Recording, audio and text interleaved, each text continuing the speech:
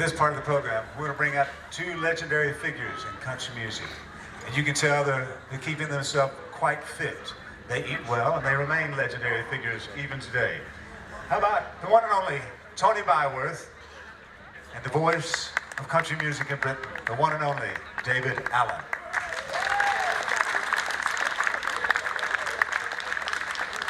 Thank you. Both David and me have had long associations with George, and we thought we'd just like to pass a few memoirs. Here, it's good to see so many of you out here today. I'm sure I share a sentiment with quite a lot of you. We cannot believe that George IV is no longer with us. I just cannot believe it. You somehow thought George was going to live forever. As long as I can remember, when I started in country music in the mid-60s, that's when I first met him, and he's been a vital part of our lives since then. Not only as a professional colleague, but as a friend, a mentor, and, well, we just can't believe it. Yeah, there's so many memoirs. We both met George in 1969-67, and I worked with him quite a bit.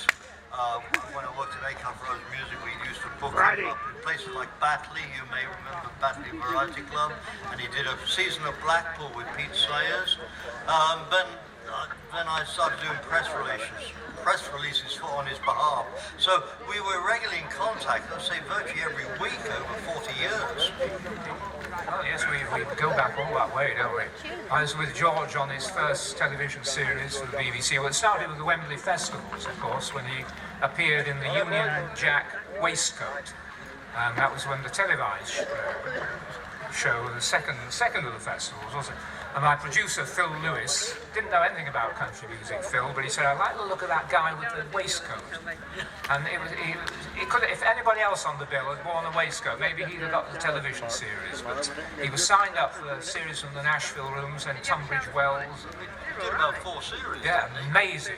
And we were together on that and all the Wembley festivals. But yeah, we got to know the guy and really admire him. I think it can be said, but no other country act did as much in Britain as George Hamilton did. He was television, radio, touring, record releases, everything. Why isn't he in the Country Music Hall of Fame? This is the really big scandal of the country scene. Here.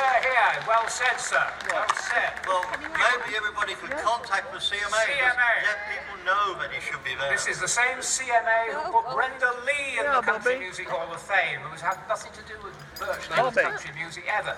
George pioneered it in Europe. He's had the television shows and Russia as well. He pioneered Russia. He was the first national act to actually work behind the Iron Curtain in Czechoslovakia, Russia, and other places. And, nobody else had done it before. He opened up the doorways for other artists. How good to see George V is carrying on this tradition. We saw his stage show, the Patsy Cline show. George, you're great. He's singing the father's songs, and and we have a feeling that George just might be looking down on us, don't we? Because he was, it would be nice to think somewhere up there George is looking down on us. I think we've said enough. We are George Hamilton fans, and we're delighted to be here today. Thank you very much for asking us. Thank you.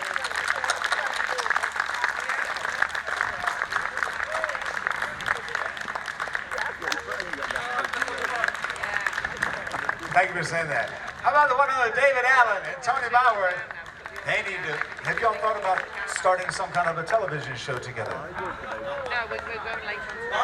By the way, George V does a great radio show in Britain, in Nashville, which you can pick up on the internet.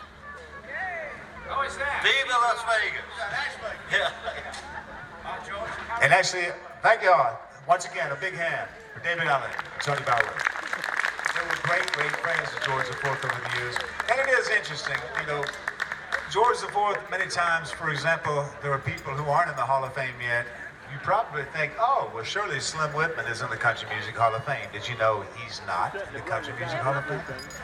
And so when people would ask George IV, how do you feel about not being in the Country Music Hall of Fame yet? He said, I think I should wait for Slim Whitman first for all he's done for country music. How about a hand for Slim Whitman? So many others.